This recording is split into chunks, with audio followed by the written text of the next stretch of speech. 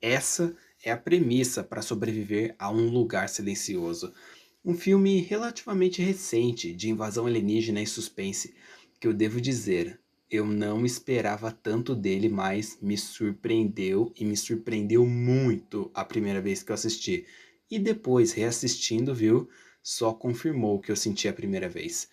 Na história, a Terra foi invadida por alienígenas e a gente acompanha o núcleo de uma família tendo que sobreviver ali. Só que a vida não é feita só por sobrevivência, né? Essa família acaba passando por vários dramas, várias situações tensas ali, pois nesse mundo o perigo é diferente.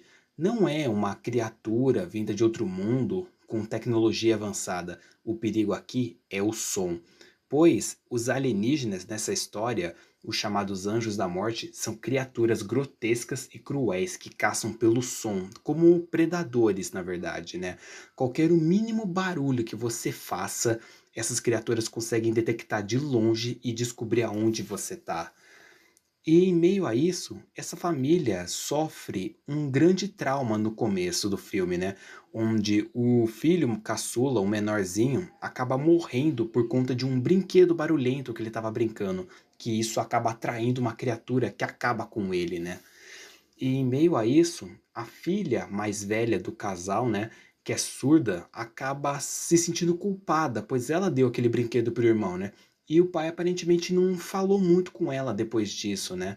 Mas o próprio pai acredita que não que ama ela, né? Acredita que não fez nenhum mal, não mencionando isso, pois foi um acidente, ninguém teve culpa. Mas às vezes, né, o fato de não falar é o que mais pesou na conta dessa menininha, viu? Achar que o pai não a ama mais. Mas durante a história vamos ver que esse pai ama e ama muito seus filhos.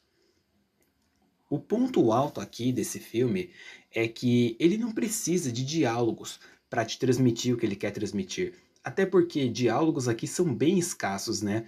Já que nesse mundo, fazer barulho é perigo, falar também se enquadra nisso, né? Onde a família tem poucos diálogos, a maioria das vezes é com linguagem de sinais americana. E os poucas vezes que eles falam, né, são coisas rápidas, nem chegam a ser diálogos grandes, né? Pelo menos nesse primeiro filme. Mas eu devo dizer, mesmo sem usar palavras, esse filme consegue te transmitir tudo. Te transmite terror, te transmite tristeza, alegria, esperança, desolação, todo tipo de sentimento que você precisa sentir, né? Esse filme transmite pra gente, né? Por forma de linguagem não verbal, seja pela expressão que um personagem faz, por um gesto ali, pela própria linguagem de sinais, né?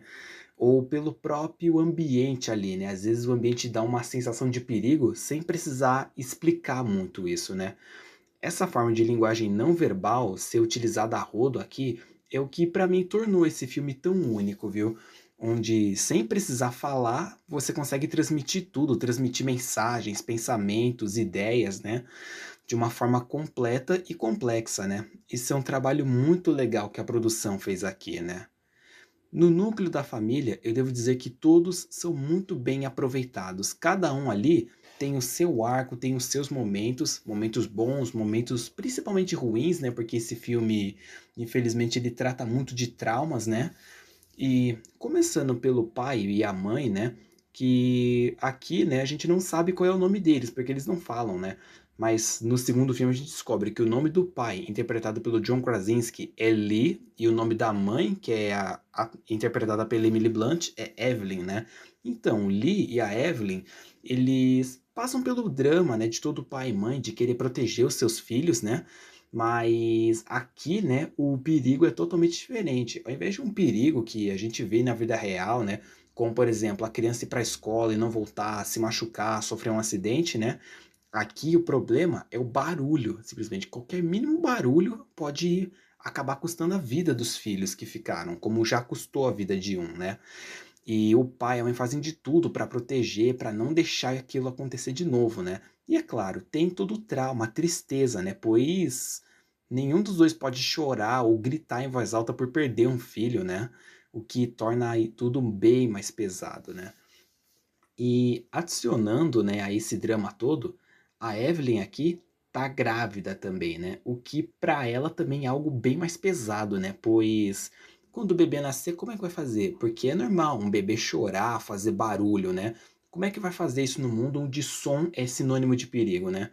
Eles até arranjam uma forma de criar uma sala à prova de som, né, mas o tempo todo, quando foca nessa parte da gravidez da Evelyn, você sente a agonia dela, sabendo que uma hora ou outra ela vai ter que dar à luz, né? E também como ela vai dar à luz, né? Afinal, aquilo ali é um momento extremo de dor, né? Onde é impossível você não uma mulher não gritar, né?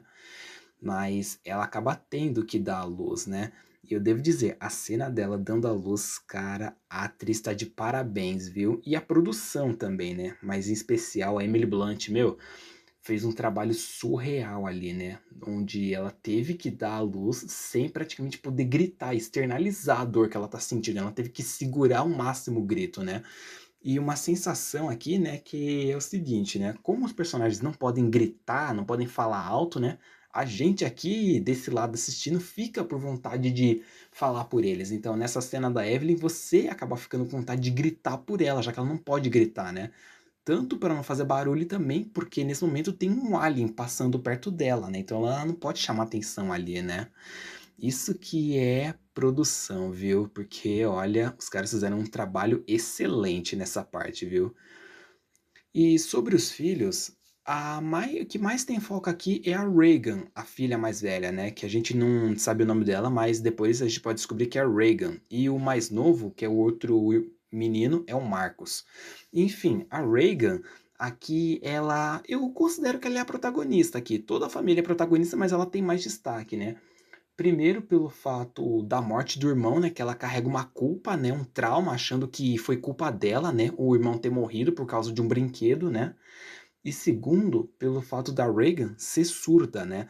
Isso traz uma carga dramática bem pesada, pois ela sente que ela é a mais vulnerável do grupo, né, pois ela não escuta, né, então como que ela vai saber se ela tá em perigo ou não, se tem algo perto dela, se ela fez um barulho ou não, né. Como que ela vai saber, né. Por isso é uma coisa pesada, né, ela se sente a mais vulnerável ali, né, pelo fato de não escutar. E também o pai sempre promete que ele vai consertar o aparelho dela que está quebrado, né, já que ela usa um aparelho auditivo. Só que nesse mundo tem recursos escassos, né, então não dá para consertar isso, não é fácil, né. E mesmo o pai prometendo, a Reagan desiste, né, ela acha que não, ela não vai voltar a escutar. Tem até uma cena que ela pensa que ela vai conseguir, né, porque o pai tentou de novo, né, e, meu, você vê a agonia, meu, a vontade que ela tem de chorar, de gritar, né, pelo fato de não conseguir escutar, né, meu, porque é uma fraqueza muito forte pra ela, né, uma coisa que mexe muito com a autoestima dela. Mas, futuramente saberíamos que o fato dela não escutar, que esse aparelhinho que ela usa, na verdade é o que vai salvar essa família no final, né. E o Marcos, eu devo dizer que ele é o que menos tem espaço, pelo menos nesse primeiro filme, né. Pois ele aparece como uma criança comum mesmo, né, tipo, a Evelyn tenta ensinar ele, continuar a parte ali de ensino, de estudo, né, pra ele não porque ele foi interrompido por conta desse mundo apocalíptico, né. Ele quer sair com o pai, fazer as coisas com o pai, né, como toda criança quer fazer, né. E eu devo dizer que ele é o que menos tem destaque, mas ele também tá muito bem escrito, ele faz bem um papel de irmão, um papel de criança ali, né, no meio da família, né. A Reagan também tem esse papel, mas o dela é muito mais sobreposto pelo drama e pelo trauma dela, né. E agora, uma coisa que eu achei impressionante foram os invasores aqui, os aliens, pois é muito diferente de qualquer outra coisa, né.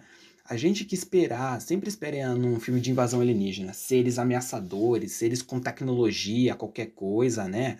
Essas coisas que a gente vê, tipo, em Guerra dos Mundos, Independence Day, Star Wars um pouquinho também, que apresenta isso, né. Não, aqui na verdade, né, a gente vê esses aliens que na verdade eles são predadores, né. Eles são criaturas que vieram de outro mundo, mas eles agem como predadores e eles estão caçando ali tudo, né, simplesmente caçando como por esporte, bem dizer, para matar qualquer ameaça, né. Pois eles não estão querendo dominar o mundo, né, eles acabam dominando porque é um planeta onde eles caíram, né, e agora ali, tipo, eles estão explorando, né, caçando qualquer coisa que faz barulho, né, pois aparentemente som para eles é sinônimo de ameaça, né, e por isso eles atacam com tudo, né. E o mais curioso aqui é o formato deles, né? Pois eles têm uma aparência que parece que mistura tanto um felino, né? Não diria felino, né? Um quadrúpede, né? Com um inseto gigante, né? Também com um bicho meio carnívoro, né? O formato deles é muito, muito diferente, né? O que combina bastante, né, com o fato deles serem predadores, eles não serem conquistadores, eles serem tipo animais selvagens, bem dizer, né? Seres que estão ali só caçando apenas pela sua biologia, né? Que é bem curioso, né? Inclusive, eu não me lembro de outro alien ser tão ameaçador, tão selvagem como eles, quanto o xenomorfo, por exemplo, né? O último que eu me lembre que tem esse visual assim mais ameaçador, mais grotesco, é só o xenomorfo lá da franquia Alien, né? Aqui, né, eles conseguiram fazer um outro alienígena nesse mesmo estilo, estilo berserk, estilo selvagem, né? E ficou muito legal aqui. Eu gostei do resultado. Inclusive, digam aí, quem você acha que ganharia numa luta? Esses anjos da morte de um lugar silencioso ou o xenomorfo do filme Alien, né? Escreve pra mim aí depois. Enfim, Um Lugar Silencioso é um filme de poucas palavras, literalmente, mas mesmo sem diálogos, ele consegue transmitir tudo, tudo para você. E ele entrega, além de, é claro, né, cenas muito fortes de drama, um pouquinho de ação, né? Ele entrega também uma história muito cativante, uma que você não espera, você não sabe realmente como vai terminar, né? Pois é totalmente fora do padrão que a gente conhece de invasão alienígena. Essa inovação foi sensacional, viu? Eu gostei muito do resultado aqui. E claro, como todo sucesso, esse filme ganhou várias sequências já, né? E eu espero que continue explorando, pois Um Lugar Silencioso é um filme que vale muito a pena ser assistido. Ah, e é claro, sempre faça silêncio, viu? Bem, essa foi a minha opinião. Se você tem uma opinião diferente, deixa aqui nos comentários. Aproveita e me escreve aí. Você sobreviveria a um lugar silencioso? Conseguiria ficar em silêncio por tanto tempo? Escreve pra mim aqui. Se gostou, clica no gostei, compartilha com seus amigos, se inscreve no meu canal e ativa o sininho para você ficar por dentro de novos vídeos. Muito obrigado a todo mundo que me assistiu até aqui e até mais!